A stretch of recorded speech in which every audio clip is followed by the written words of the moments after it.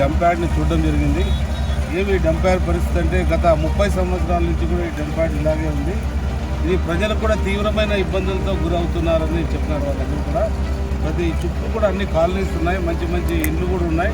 వాళ్ళందరూ కూడా ఇబ్బందులు ఉన్నాయి, రోగాలు వస్తున్నాయి, జబ్బులు వస్తున్నాయి. వర్షాలు వచ్చినప్పుడు కూడా చాలా తీవ్రంగా ఇబ్బంది పడుతున్నారు.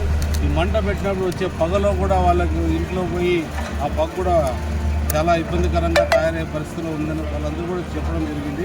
ఇది ఏదో రకంగా మనం మంచి చేయాలి, ఈ ప్రాంతాన్ని ఏదైతే ఉందో శుభ్రం చేసి పెట్టి ఇది కూడా మున్సిపాలిటీకి కూడా మంచి వాల్యుబుల్ సైట్ అవుతుంది. ఇది రకరకాలుగా కూడా వాడుకోవచ్చు. మున్సిపాలిటీకి సంబంధించి 30 ఏళ్ళుగా నిల్వ చేసిన ఇలాంటి డంప్ యార్డ్ పోతుందంటే చాలా సంతోషంగా ఉన్నారు.